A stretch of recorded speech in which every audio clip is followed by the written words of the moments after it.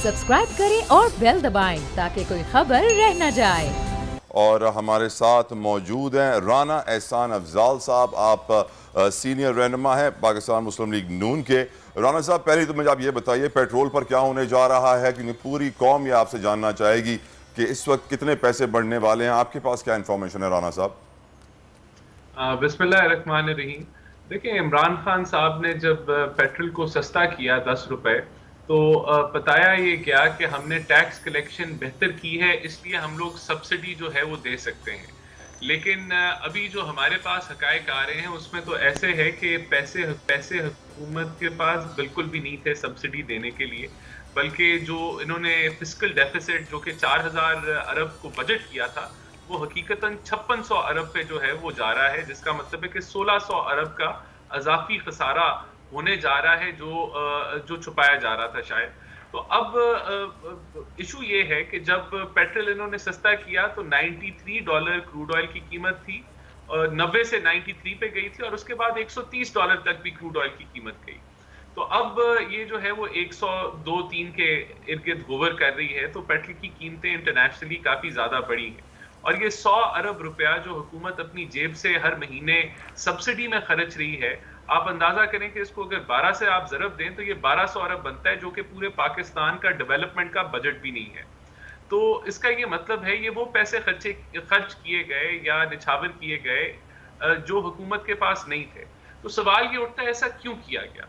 शायद इमरान खान साहब को पता था कि वो उनकी हुकूमत जाने वाली है, और उन्होंने कहा कि मैं एक सियासी अमल जो है वो उसको पेश करूं और पेट्रोल महंगा करने के बजाय सस्ता करूं।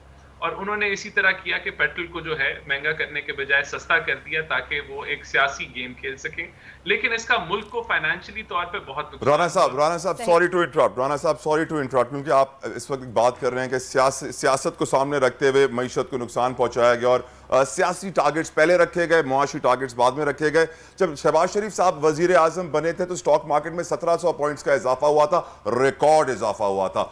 फॉरेन इंस्टीट्यूशन से सेलिंग की थी, म्यूचुअल फंड ने सेलिंग की थी, कैपिटल मार्केट में सारे जो बड़े प्लेयर्स हैं सब ने सेलिंग की थी। 5 रिटेल इन्वेस्टर्स थे जिन्होंने बाइंग की थी, और ये तारीख में पहली बार हुआ है कि 5 रिटेल बाइंग कर रहे हैं और बाकी सारे प्लेयर सेलिंग कर रहे हैं, और 1700 पॉइंट का इजाफा हो रहा है। आखिर में खबर यह आई थी कि मियां मंशा साहब ने बड़ी इंजेक्शन की थी, शायद इसलिए कि शहबाज शरीफ साहब पार्लियामेंट में ये कह सके कि हमारे आते ही $8 कम हो गया, 1700 स्टॉक मार्केट बढ़ गई। क्या उस वक्त सियासी टारगेट्स शहबाज शरीफ साहब अचीव नहीं कर रहे थे through manipulation?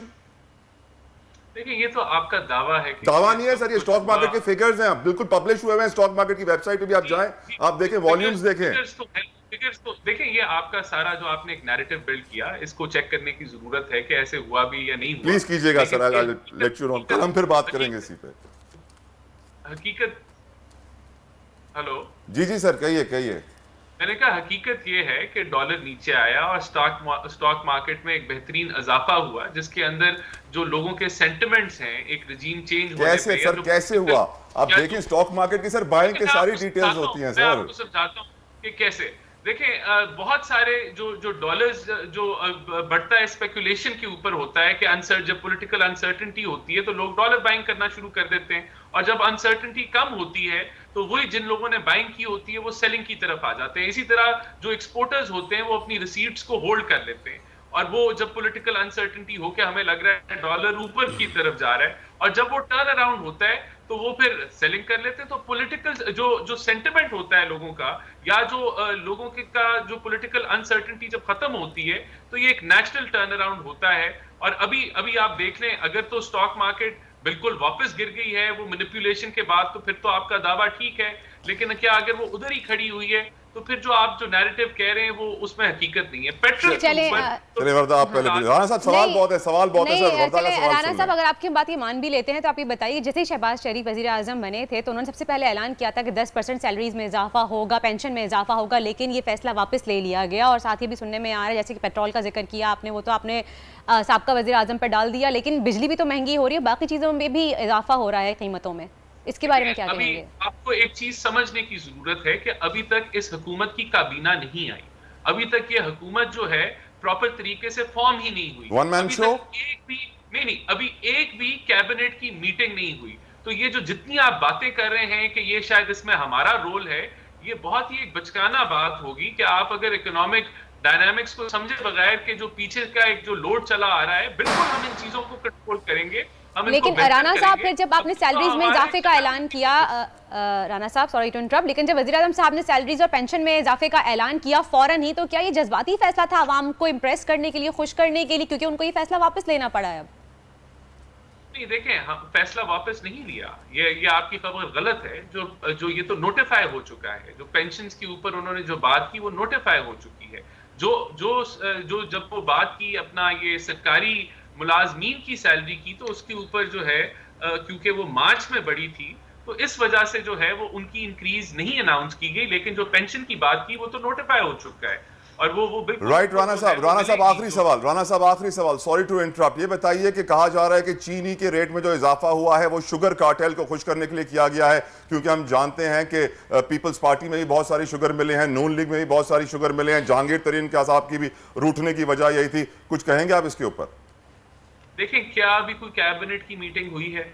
One man show है सर, वन मैन शो चल रहा है इस वक्त। वन मैन शो आप खुद बताएं, चल सकता है? आप कह रहे हैं सर कैबिनेट नहीं है, कुछ भी नहीं है, शहबाज शरीफ साहब अकेले सारा काम कर रहे हैं। अभी तक तो कैबिनेट नहीं बनी, पंजाब हुकूमत वन मैन शो हुआ ना सर, वन मैन शो ही हुआ अगर अकेले काम कर रहे हैं।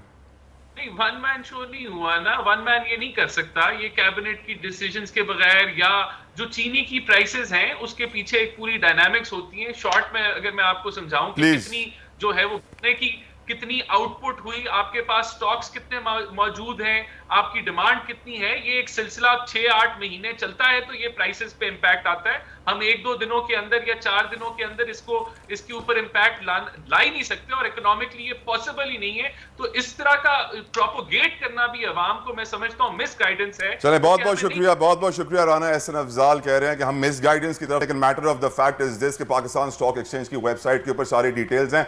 तकरीबन 7-7.5 लाख के करीब हमारे इन्वेस्टर्स हैं, लोकल इन्वेस्टर्स भी और कॉर्पोरेट इन्वेस्टर्स भी, सब ने सेलिंग की, सिर्फ 5 ने बाइंग की, रिकॉर्ड इजाफा हो गया। ये वेबसाइट पे लिखा हुआ है। राना साहब प्लीज आप चेक कीजिएगा, पढ़ के आइएगा, क्योंकि यकीनन अगर आप इसका जवाब देते तो आवाम को मालूम पड़ता कि हकीकत क्या है। लेकिन आप यही कह रहे हैं कि शहबाज शरीफ साहब अकेले हैं, कैबिनेट नहीं है, मुश्किलात हैं उनके लिए, फिर भी रोज रोज बड़े बड़े फैसले हो रहे हैं, कीमतें बढ़ रही हैं और कहा जा रहा है कि मईशत ट्रैक पे है। डॉलर कम हो गया, लेकिन आज डॉलर का अपवर्ड ट्रेंड दोबारा आ गया। बिल्कुल यही बात है। और अच्छा, बात यही है कि जिस बात पे हुकूमत को निकाला गया था, पीटीआई के अगेंस्ट खड़े हुए थे कि महंगाई बढ़ रही है, इस हुकूमत के आने के बाद भी मजीद चीजें और महंगी ही हो रही हैं, हमें कहीं रिलीफ तो नहीं नजर आ रहा अभी तक। इसी बारे में मजीद बात करते हैं कि हुकूमत में अभी मजीद क्या होने वाला है।